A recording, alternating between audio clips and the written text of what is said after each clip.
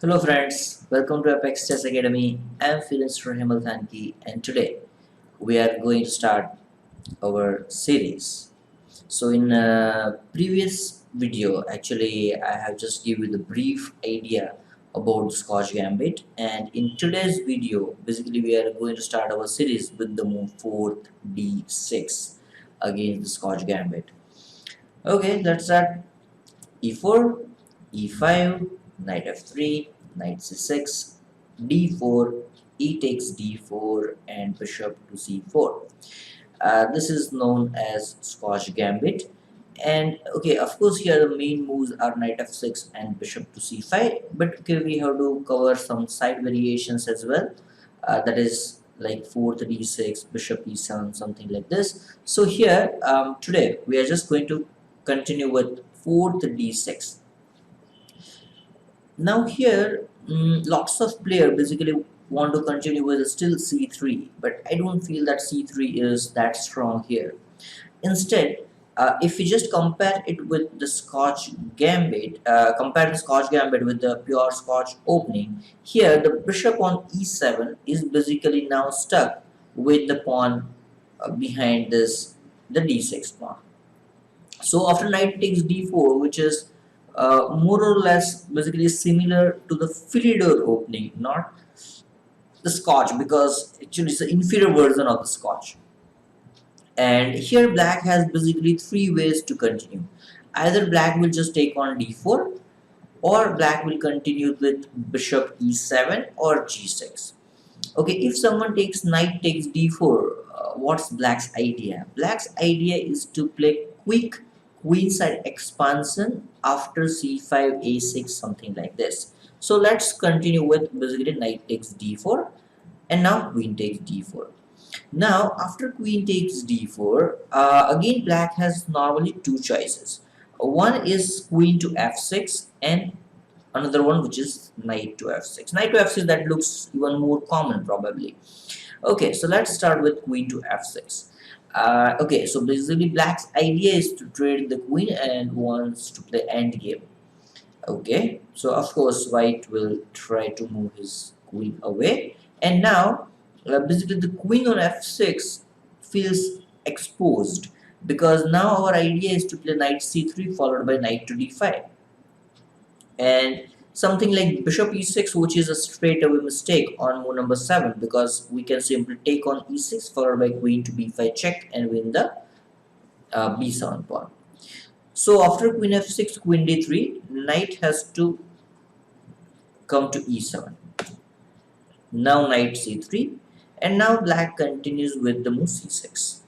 Okay, so here white is very quick in development, and either white has to achieve f4 after the short castle, or some attack if black goes for long castle, but it is highly unlikely to go for a long castle, so let's go for short castle.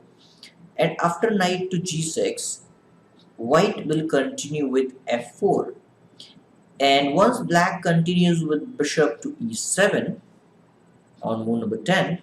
Now can you guess the move here? Okay, so either you just continue with simple bishop to e7, that's the normal move, but of course here we should not continue with f5 because it allows a very strong outpost on e5. So either we continue with bishop e7, or here we'll just continue with a very interesting pawn sacrifice with the move e5. Actually the similar concept I have prepared in middle game, that is known as basically a pawn sacrifice and not allowing outpost to the opponent's knight on e5, while at the same time we are creating a transit square for our pieces. For example, let's start with the e5 move.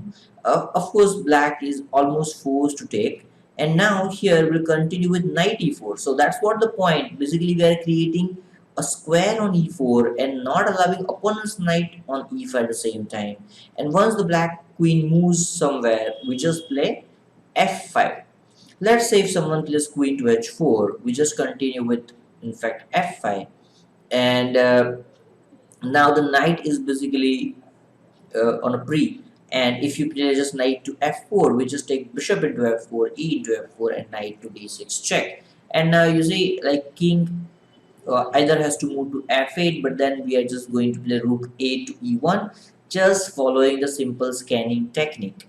Now, what is scanning technique? Again, just I would like to give you a brief. Scanning technique means just scan a whole board from left to right and develop a piece which are undeveloped. So basically, we'll just bring our rook a to e1. We are just basically almost finished our development, and we are ready to attack. And if someone takes on d6, then queen d6, and black's king is basically stuck in the center with again the next move is rook a1, which is winning.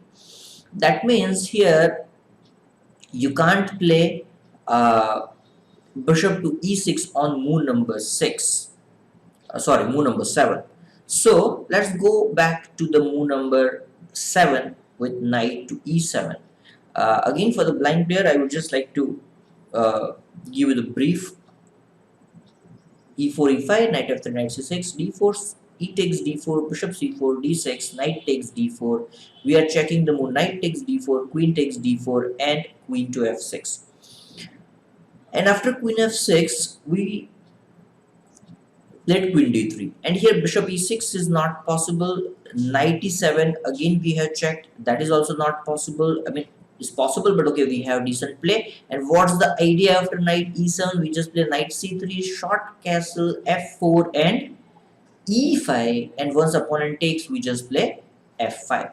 This concept is known as simulated pawn sacrifice. Okay, so this is basically queen d3. Now, let's say on move number 6, instead of queen f6, if someone continues with a normal move like knight to f6, okay, we continue with knight to c3, bishop e7, and now this time we have a choice as a white. Okay, either we just play castle and we keep flexibility for our bishop. I mean, we can play bishop e3, bishop f4, or bishop g5. So that's the one idea. The second idea that you can use is you can first play bishop g5 and keep flexibility for your king, either short castle or long castle. Okay, so I would just prefer to go for bishop g5, but both ways are just decent enough. But actually, I want to play opposite color, the opposite side castling, in fact, and I want to launch a quick attack, or I just want to continue with the quick development and try to break the center as quickly as possible. Let's see. Now after bishop e7, I would just prefer bishop g5, and once black goes for short castle, we go for long castle. And why black played quick knight takes d4? Because black wants to play the quick c5 or the quick queenside attack with a6 b5. Now let's see both the ideas from black side. Otherwise, there is no point of playing knight d4, right? So if black is playing knight d4, he has to think about either straight away c5 or the move a6 b5 followed by c5. So here, if someone goes for c5, in that case, basically d5 is extremely weak, and we can now continue with queen to d3. And now let's say if someone plays a6 with the idea of b5, here the one game was played with the bishop d5 move, but I feel that our move, which is still a novelty, which is a far better than the move bishop d5, and that is queen to g3. Okay, and again, what's the idea behind queen g3? In fact, we are just threatening a bishop into f6, and knight h5 is simply made by bishop into e7. So that's the point actually. So after just queen to g3, if someone plays anything else, I'll just take on basically f6 and just takes on d6. So basically we wins a piece, we wins a pawn. So instead of ninth c5, let's say if someone plays bishop to e6 on move number 9. So here as well, we just continue with bishop into e6, f into e6, and now again a very strategical idea. Here we have basically two pawn islands, while opponent has also two pawn islands. And now if you just take a pawn break with the head of the pawn chain, then we have the same pawn island while opponent has more pawn islands. That's the move e5. And after e5, basically we'll keep only two pawn islands. Now doesn't matter how opponent is taking on e5, or maybe we are just taking on d6. In both the cases, we will have less pawn islands, and opponent has few weaknesses on e6 and d6, or maybe only e6. That's the way to play here as white. And just because of less pawn islands, I would consider white is slightly better. Now again, let's go back to the move number 9. Instead of c5 or bishop e6, black has another move, that is a6. Now this time, both sides basically have the cultural pawn structure. Okay, what does it mean by cultural pawn structure? Actually, black has not weakened anything on king side. Same way, white has not weakened anything on queen side. Suppose if I played the move a3. If I have played the move a3, then black can quickly play b5 and b4, and that's the basically pawn strong. Black is using his pawn strong. Here as well, black is little bit quicker as compared to white. Black just want to play b5 and c5 quickly and try to launch queenside attack. While white has to play f3, g4, h4, it takes so much time to launch a kingside attack. So in this race, white is not going to win. That is for sure. So what should white do here? Can you guess a move? Okay. So here, when we are not winning a race, we have already developed our pieces. So we should use a pawn break with the move e5. Okay, and once opponent plays d into e5, okay, otherwise basically knight is hanging. So let's say d into e5, and here in one of the game queen into e5 was played. But again, white is going to play another novelty, that is the move queen to h4. And now what we are doing? We are just attacking the queen, and opponent has to move his queen somewhere. Bishop d6 kind of moves are not good because we can simply play one knight to e4 and put pressure on this pinned f6 knight. So here queen e8, which is necessary, and again we are just following the same scanning technique with the move rook h e1 this time. And again the e5 pawn is hanging, and basically white has finished his development with a simple better position. We are going to get our pawn back on e5, and just due to better development, white is better. So this is about the move fifth move, knight takes d4 in case of fourth d6. Let's go back to the move number 5 again after d6. After fourth d6, we just play fifth move knight takes d4, and now we have checked the move knight takes d4. Now let's check the move bishop e7, which is another normal move on move number 5. Okay, after bishop e7, again we continue with the normal development following the scanning technique, knight c3, knight f6, and now again this time we have option.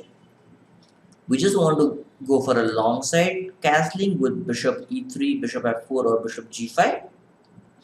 But in that case, I would say that black is a little bit quicker with a6, b5, or sometimes even knight e5 and then c5.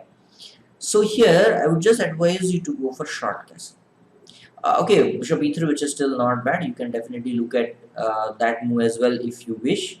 But here, I would just recommend after bishop e7, knight c3, knight f6, just play short castle. And once black goes for short castle, here again we have two ways to continue.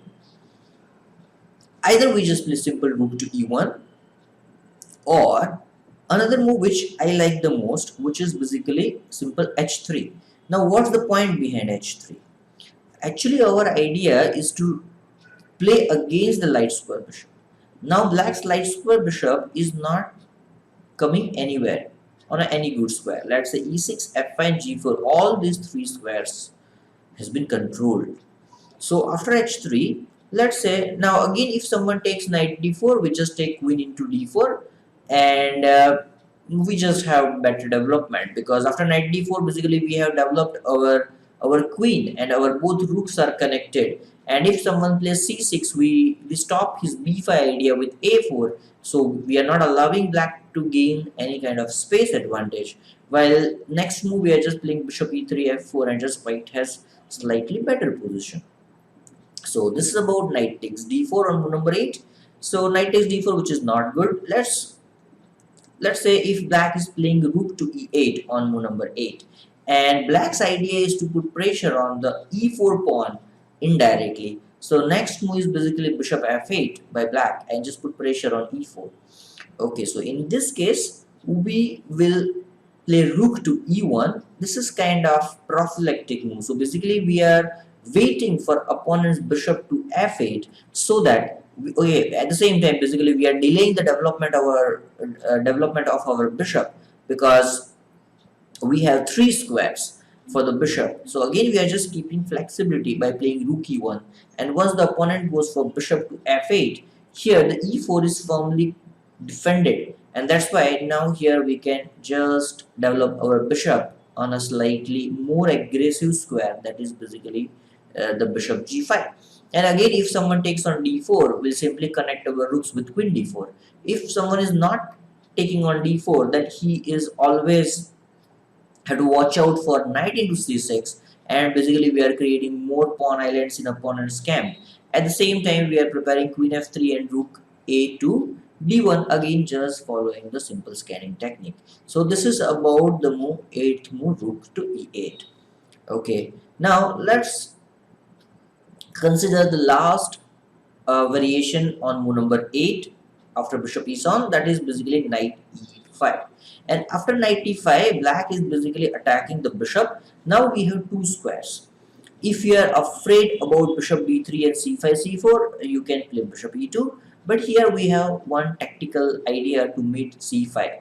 So let's say if we are playing bishop to b3 on move number 8, now we are threatening f4. So black is forced to play c5 if just black wants to achieve any kind of counterplay on queen side.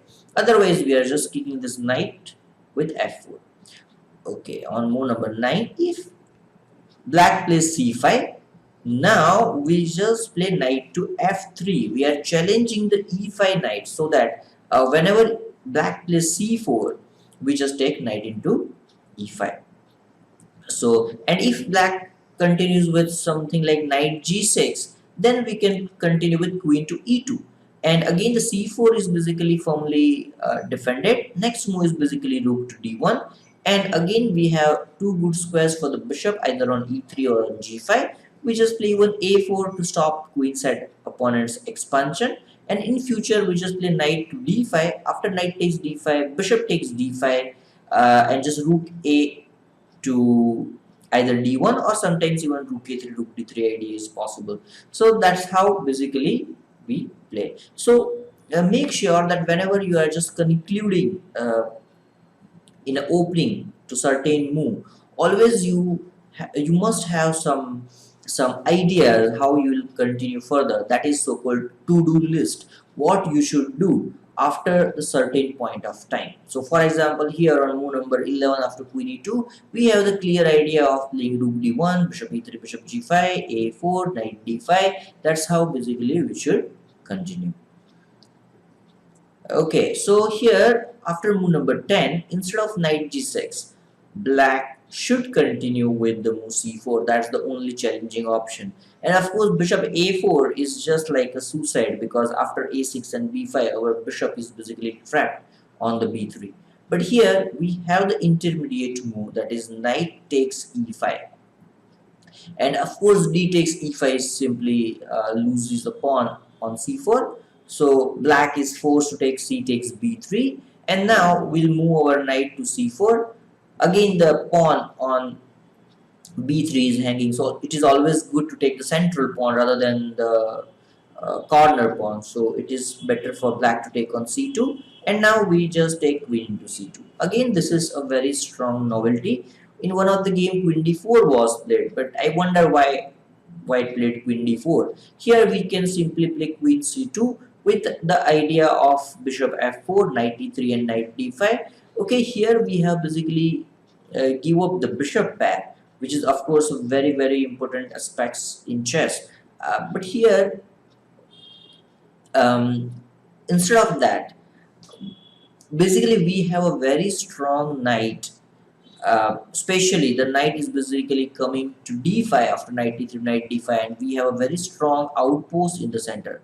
When I'll teach you the bishop pair concept in middle game, I'll teach you one important principle: how to nullify the bishop pair. So whenever you have a very strong outpost in the center with your knight, then we can say we can easily nullify the bishop pair of opponent.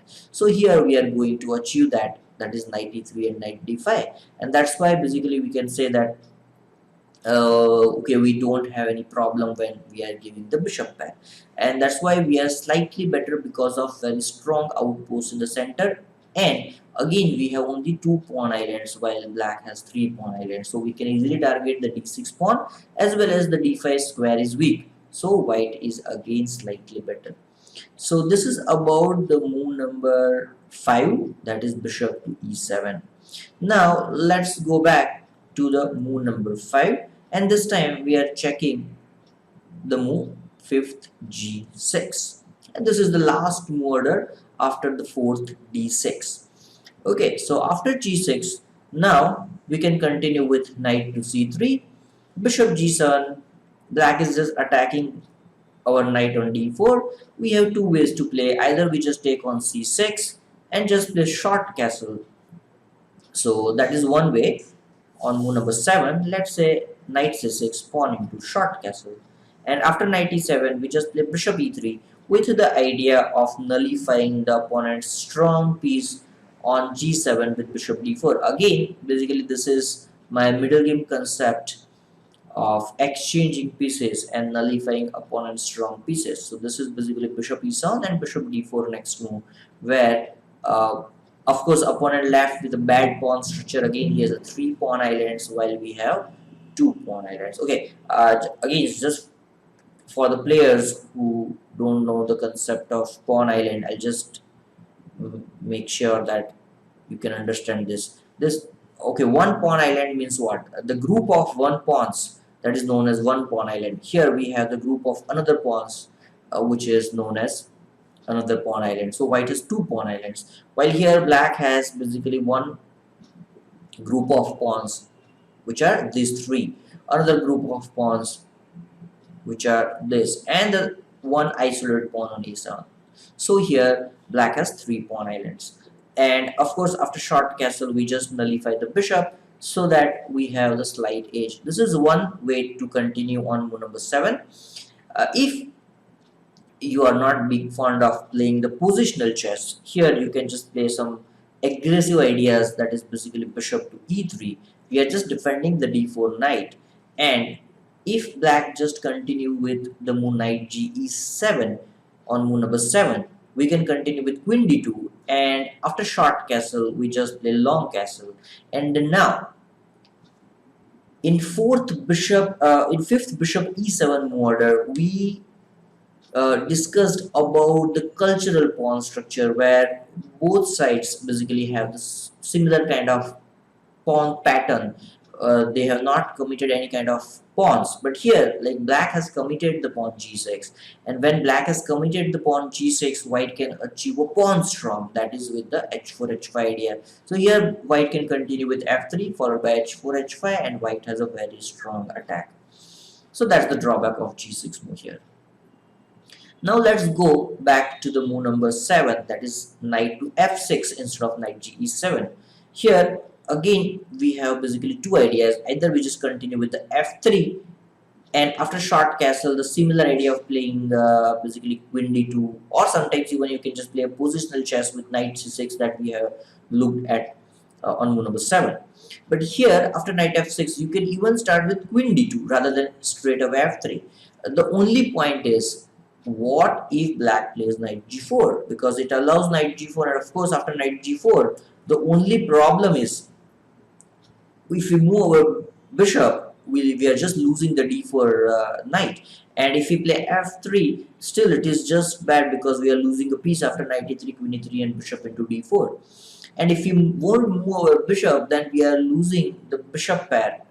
We are giving up the bishop pair concept, and our pawn structure is also basically very bad because we will have the double pawns. But here we have the idea, two ideas again. In fact, one is intermediate knight c6 followed by bishop g5, or you can straight away play bishop to g5. Of course, queen d7 is bad because it blocks his own bishop.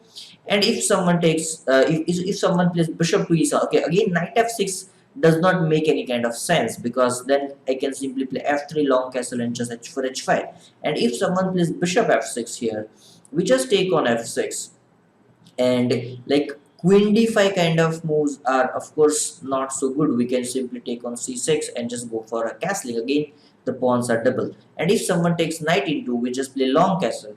And again we have basically two ideas. So what we should do, our to-do list is either we just continue with f3 and g4 h4 h5, or the another idea, that is f4 followed by e5 break with a quick center break. So we basically have two ideas depending upon black's plan. If black goes for quick castling, we just play f3 g4 h4 h5. If black keeps his king in the center, we just try to play quick break in the center, that is basically f4 and e5.